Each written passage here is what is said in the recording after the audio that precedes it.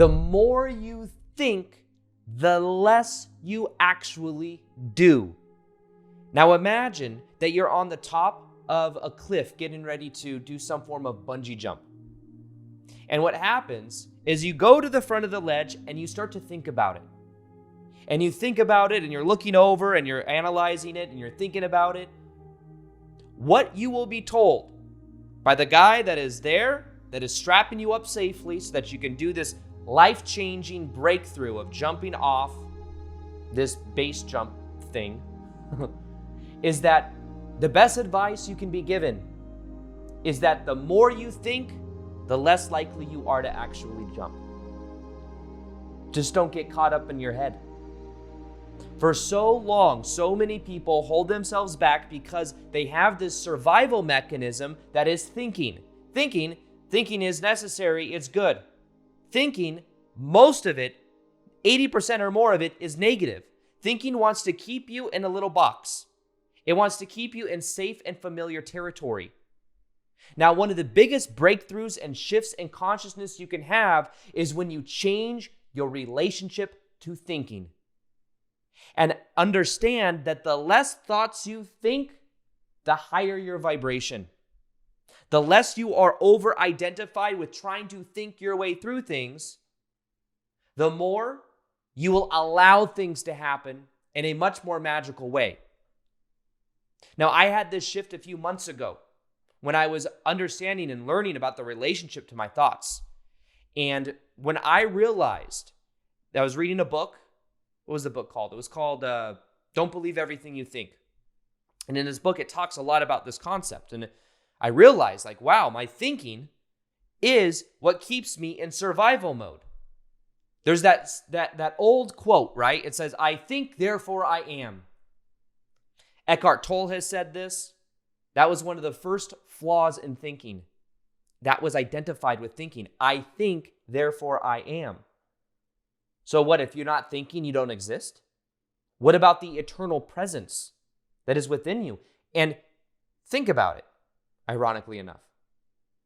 When you are thinking and you say, I am this, who is it that is saying, I am this? Who is it that is observing the thoughts? Interesting, right? So when we realize that one of the biggest shifts in consciousness you can have is when you understand that your thinking only wants to keep you in the same. Your thinking is a survival mechanism. Even think about it at an evolutionary standpoint. Back in the day, we're probably just being. So this incredible tool to think and problem solve was probably created out of necessity. When you think of the need to just be, like most of the animals are just being, right? They're just being, they're present, they're doing their thing. Maybe there's a predator around. But what happens is, as humans, we grasp on the stories. Like a gazelle, for example, this is something my shadow work coach told me years ago that really stuck with me. If a gazelle is away from the herd or even with the herd and then gets chased by a lion, gets into fear mode, it then releases all this adrenaline, gets away. Before the gazelle goes back into the herd, it will shake like crazy. And it will shake off the stored trauma, go back into the herd, and then within 10, 15 minutes, it's relaxed. Doesn't store the story, the meaning, and isn't dwelling on it all the time. It's naturally processing the emotion, which is interesting too, because once the animal goes back into the herd is when it feels safe. And before it does that, it has to shake off the stuff. So it's this release of energy that isn't very void of thinking, that isn't full of thinking. But as a survival mechanism, what if we develop this ability to think as a survival mode? And this is why a lot of times, by the way, people that overthink, it's never the solution to just overthink and to overanalyze your way out of a solution. Realize that, right? The idea is if I overthink about this thing and I overanalyze this thing, I'm going to figure it out. But does that actually ever work? When does it normally figure itself out? When you let go of thinking. when you start being, when you take action. It doesn't come from just the thinking. Because thinking is a survival mechanism that we use to survive. So when you realize the more you think, the more you are blocking, the more you are resistant, the more you're in survival mode, you can then see that what you thought was bringing you a certain amount of success is actually maybe holding you back. When I remember before 2017 getting on YouTube, I was thinking about it for a very long time. I was thinking about YouTube. I was thinking about learning how to edit. I was thinking about how I wanted things to manifest. I was thinking better thoughts. I was reading Abraham Hicks and watching Abraham Hicks. It's like, you just got to think about it. You got to think a better thought. You got to get more momentum. And of course, thinking a better thought might feel better in the moment than feeling the negative, angry, guilt, or shame thoughts. But it's still attachment and identity with thinking. In fact, I would say that sometimes the thinking and the toxic positivity of wanting to just feel better emotions may be avoiding the actual root that wants to be felt so that you can feel it and heal it, so that you can actually integrate it. Do you see the difference there? Then there's a Carl Jung quote that talks about, however, whatever you ignore and whatever you resist grows in size. So if we're going to ignore the shame, fear, guilt, and anger, and we're going to feel and think, I am pride, or I am joy, peace, love, enlightenment, this is who I am, what we end up doing is the repressed energy grows underneath the surface. This is an archetype that I call Hello Kitty from Lego Movie. I don't know if you've ever seen this movie, but there's this Hello Kitty character that's just always positive. I just feel great. And underneath the surface, there is this intense amount of rage. And at the end of the movie, it just unleashes all of this rage. And there is so much power that she was neglecting in herself, that she wasn't allowing herself to tap into. Probably because she was thinking herself out of it. No, I just have to be positive all the time. Have you ever met people like that, where there's like this passive aggressiveness where they're like, oh, I'm fine. I'm just doing great. Yeah. But you can just feel underneath, they want to strangle you. There's this energy that's not being looked at, that's not being felt. So what I'm saying with this video is that less thinking is the solution. I'm going to share with you how to do that too. Like, it's a paradox, right? Because think of not thinking, this paradox of the white elephant. Whatever you do right now, don't think of a white elephant, that big white elephant tied to a pole. Don't think of it. You're like, well, that's all I'm thinking about now. How do I think about not thinking, Aaron? I'm going to share it with you. It can change your life if you apply it. But understand that the key to a lot of this is feeling it and taking action, because for 2 years, I was thinking better thoughts. I was thinking about what I wanted to create on YouTube. I was thinking about it. And I was watching videos, and I was like, if I watch more videos and learn more things, then I'll be more ready. Even when I make these YouTube videos, the more I think about the intro, the more I think about it, the longer it takes versus me just getting into a flow state and just allowing it to come through. So realize that thinking will prolong. And what if thinking is a survival mechanism that's literally keeping you from taking action? Like, it's serving a purpose. The purpose is it keeps you in survival mode. And for 2 years, I knew I wanted to be on YouTube, but I wouldn't take action because I was thinking about it. I was learning more ideas. How many of you just need to watch one more video that's going to help you become more enlightened? It's going to raise your vibration. Just one more meditation, one more video, one more piece of content. And what if that is what's holding you back from taking action? If you were to start and do focus on getting in a flow state, that would change your life. Just start. Take action. When I started in 2017 in February, I started. I moved from thinking to being. I stopped thinking about it. I started being. I decided I'm a full-time YouTuber now. I'm going to think, feel, and act equal to that full-time YouTuber, but I'm not going to overanalyze every video I put out. I'm not going to overly think about this. I'm going to be it. And so many people are so addicted to the dopamine of watching videos, of reading books, of concepts. And here's another paradox. The idea of self-improvement altogether is that I need to improve the self because I'm not good enough the way that I am. So it's a trap because there's always, I need to be better, which infuses I'm not good right now, The problem is just a self-projected energy. When there's more self-acceptance that can be there. Let's talk for a moment about thinking better thoughts and understanding that that's not the key. It's more about feeling, but also think about this or don't. No thinking. This is a no thinking zone. I prohibit you from thinking. I'm trying not to think, but I'm thinking about not thinking.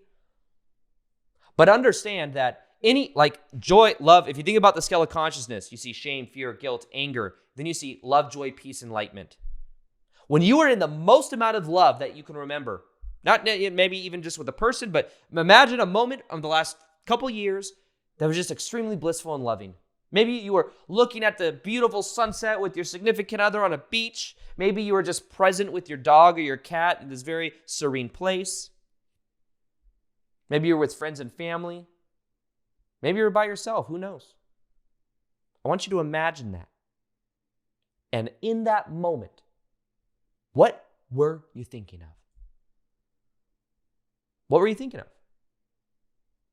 Probably, I'm going to make a prediction. You could say, I was thinking of my gratitude. I was like, I'm grateful for this.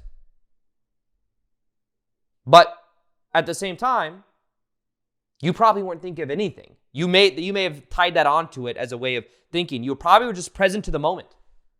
When you're enjoying a beautiful sunset, is it what makes the sunset beautiful that you're like, oh my God, that's some orange and red? Oh my God, I just so appreciate this person next to me. That's a side effect of the presence and the connection you feel. So what I would argue is that you're thinking less thoughts when you're feeling more love, joy, peace, and enlightenment. And that kind of proves it, that the times you felt most at peace, when you think about being in a flow state, when you're doing something you love and you're in a flow state, if you're painting and 3 hours goes by and it feels like 10 minutes, what are you thinking about? Huh? What you thinking about? You're not. You're present. You're allowing the divine to flow through you. So now you're like, Aaron, well, how do I stop thinking? You stop thinking when you start observing your thinking. You observe it from a neutral place because that creates separation, some space. If you think about it, it's like, don't think about it, okay? Just be present with me. But it's the thinking, it's like I'm thinking thoughts, but if I observe myself thinking thoughts, space. This was a huge epiphany for me back in 2012 when I learned meditation. I was trying to control my thoughts. I didn't want to think negative thoughts. I thought, if I'm thinking negative thoughts, I'm going to manifest something bad. So then I would think more negative thoughts because there was a naughty little side of me that was like wanting to be a rebel. And then eventually I started to observe my thoughts. I'd be like, what if I think a negative thought? I just observe that. And then it would just keep going. You want to know what's funny? Is after a certain period of time of doing this, less and less thoughts are there because there's less resistance infused. So the more you observe your thoughts, the more aware you become of these energies, the more aware you become of your thoughts, and then also the more you allow yourself to feel what comes up. And as you feel what comes up, you then begin to integrate what comes up, then you begin to feel lighter. So it's an interesting paradox because the less thoughts you think, the higher your vibration you feel, and the more you're willing to just take action. The more you're willing to just be. So let thinking be a thing that you begin to develop a new relationship with, not a relationship of control. Imagine you're trying to control someone in your life. You will do what I want you to do. They're going to resist. Imagine you try to control your thinking. It's going to resist. Observe your thinking. It's like a 2-year-old toddler that's having a temper tantrum. If you feed it and you're like, you need to stop right now, the child's going to keep arguing with you. It's in a narcissistic phase of growth where it's like, no, yes, me, mine. And you're like, no, no, no. And then it's just going to, but if you just observe it and let it be, it'll wear itself out and then take a nap. And when you're thinking, having a new relationship with thinking and making the goal, getting into a flow state, allowing the divine to flow through. When you are in alignment with wanting to add value to other people, there's something that flows through. I can't even describe it, but everyone has this ability. I know when I'm doing a live event, if I'm overthinking about what I need to talk about and I'm analyzing and I'm writing out every little thing, I create resistance.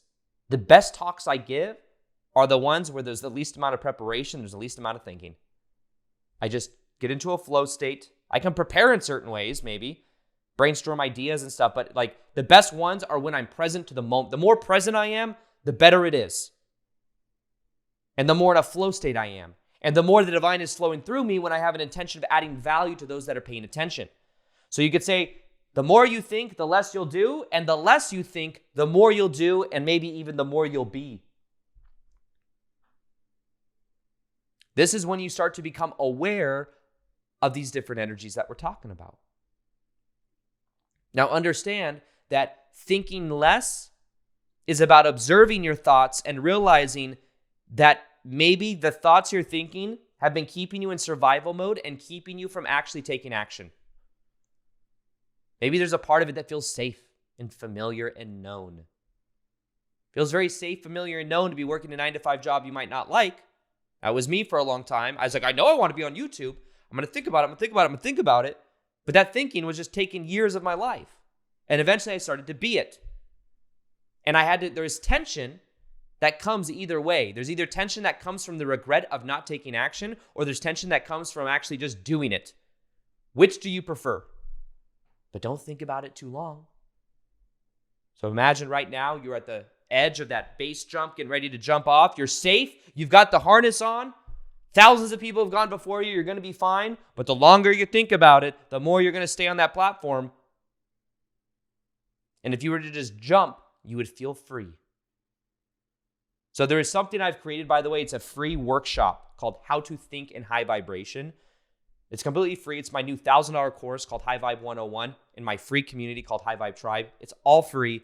I really believe it's powerful and important that people have this information. If you want that $1,000 course for free, go ahead and click the link below. And if you want to learn more about how the less thoughts you think, the higher your vibration is, I have a video that goes more in detail on this right here. In this video, I want to show you the most important and powerful insight I have